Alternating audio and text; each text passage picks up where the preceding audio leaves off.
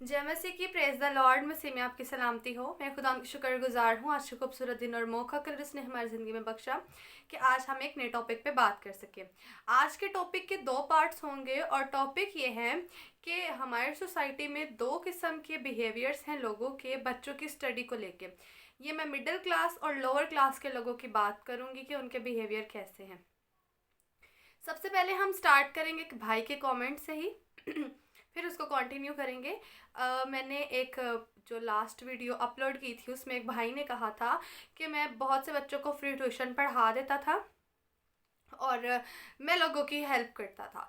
तो मैं आज बताना चाहूँगी, सबसे पहले तो आप मेरी पूरी वीडियो देखिएगा, फिर किसी को कोई इशू हो मेरी बात से तो फिर वो कमेंट्स में ज़रूर बताए, लेकिन वीडियो प्लीज़ पूरी देखिएगा। कोई भी काम मैं समझती हूँ कि हमें फ्री नहीं करना चाहिए। देखिए, हम जो काम फ्री करते हैं, पहली बात हम उस काम की वैल्यू कम कर देते हैं, और दूसरी ये बात कि जब उस काम की हमने वैल्यू कम कर दी तो फिर उसकी वजह से हमारी वैल्यू भी क्या होती है, कम हो जाती है। देखिए, ये जो मैंने बहुत से बच्चों को फ्री पढ़ाया, जैसे मैंने आपको बताया अपनी लास्ट वीडियो में कि बच्चे मेरे पास आके बैठ जाते हैं और कहते हैं कि टीचर हमें पढ़ा दे, मामा ने कहा कि आप जाओ पढ़ो, हम फीस पे कर देंगे। अब हमेशा ऐसे नहीं होता कि फ़ीस हर मंथ ही आगे 2-2 3-3 माह बच्चों की फ़ीस नहीं आती और मैं पढ़ाती रहती हूँ, तो ये एक फ्री में ही आ जाता है और फिर वो बच्चे चले भी जाते हैं, जो भी है, ठीक है।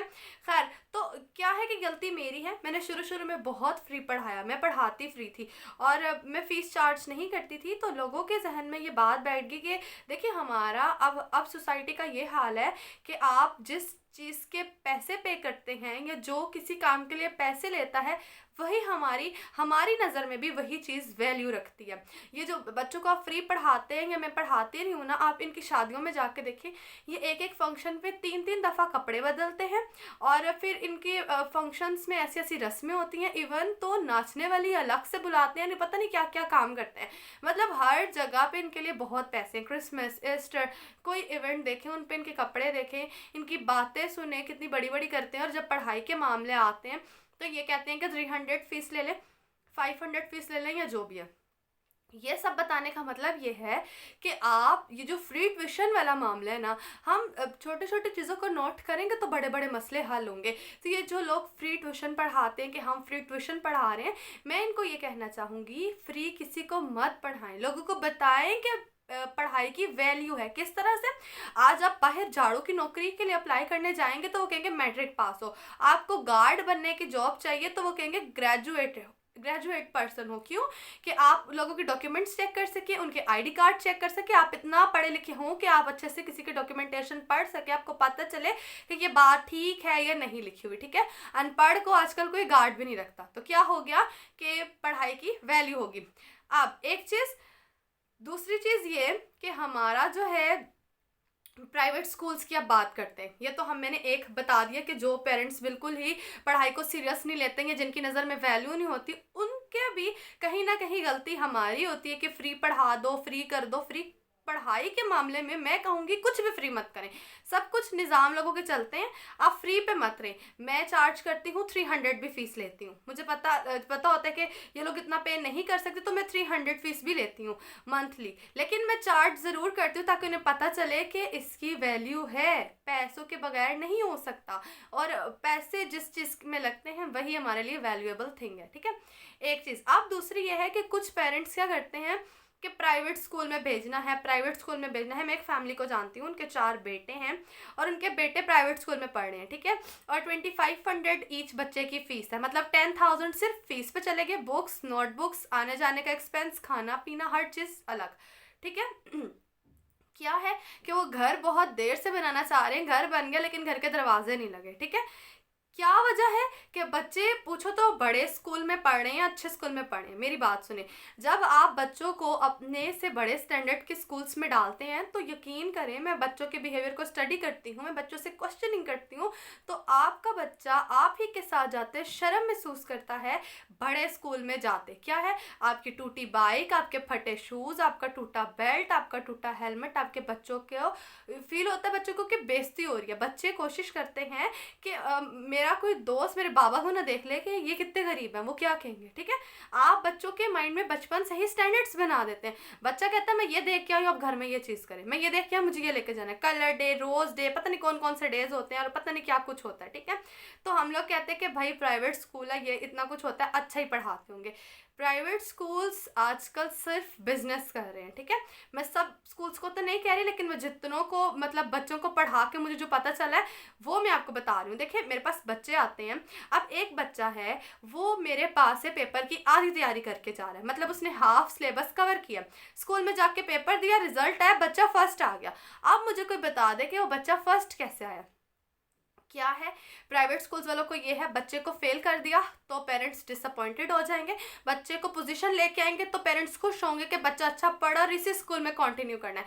प्राइवेट स्कूल्स के ये खेल है कि उन्होंने बच्चों को पास करना ही करना है, ताकि क्या है कि बच्चा उनके पास रेगुलर आता रहे और फीस आती रहे। देखिए जिस घर से 10,000 एक घर से किसी के पास जा रहा है, वो चाहेगा ये बच्चे छोड़ के चले जाएं।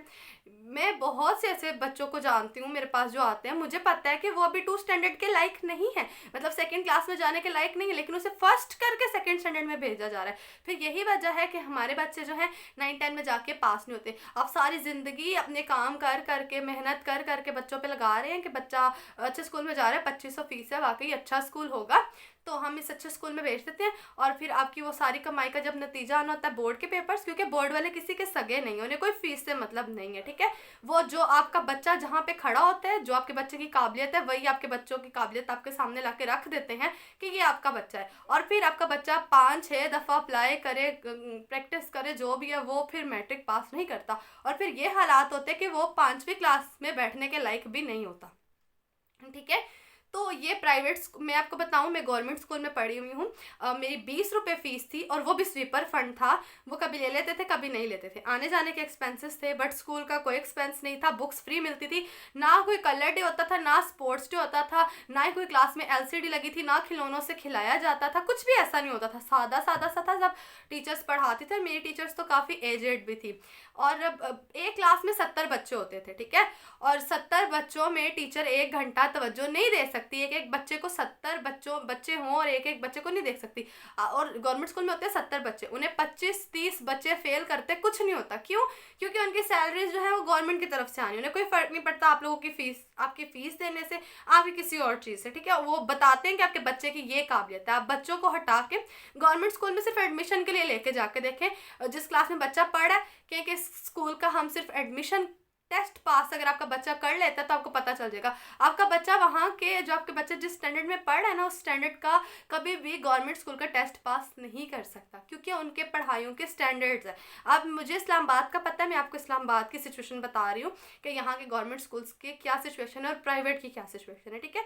आप जिस सिटी में रहते हैं वहाँ की चीज़ों को एनालाइज क्या करें, चेक करें कि वहाँ के टीचर्स कैसे हैं, अंडर मैट्रिक टीचर्स रखे हैं, मैट्रिक पास रखे हुए हैं, ये कौन से टीचर्स हैं जो बच्चों को पढ़ा रहे हैं, ठीक है। सिलेबस ऑक्सफोर्ड के, और यूजुअली यूँ होता है जो मुश्किल काम है, मतलब जिसमें थोड़ा सा जो कॉन्सेप्चुअल क्वेश्चंस होंगे, जो कॉन्सेप्चुअल क्वेश्चंस मतलब होंगे, वो होमवर्क दे देती हैं टीचर्स के, घर से करके ले आए, तो वो उन्हें पता है कि बच्चे ने घर से करके आना, जो इजी काम होगा वो करवा लें, क्योंकि वो इतना कैपेबल नहीं है काम करवाने के। और आप 1500, 1000, 2500 फीस पे करें सिर्फ बच्चों की स्टडी के लिए, और इसके आपको कोई रिजल्ट नहीं मिलेंगे, ठीक है। तो आज हमने सीखा, मैं कहूँगी आप जो भी काम करते हैं, जैसे मैंने पहले कहा, कोई भी काम करते हैं आप उसके चार्ज करें, थोड़े करें पर करें। आप जब हम फ्री करते हैं, आप अपनी भी वैल्यू, अपनी वर्थ कम कर लेते हैं, और जो काम आप करते हैं फ्री में उसकी भी वर्थ कम हो जाती है, फिर वो कितना भी अजीम काम क्यों ना हो। जो काम फ्री किया जाता है आजकल उसकी कोई वैल्यू नहीं। आप अगर सोसाइटी में इस वक्त स्टैंड करना चाहते हैं, कहीं खड़े होना चाहते हैं, तो अपने काम के एटलीस्ट उतने पैसे लें जितनी अपने मेहनत की है।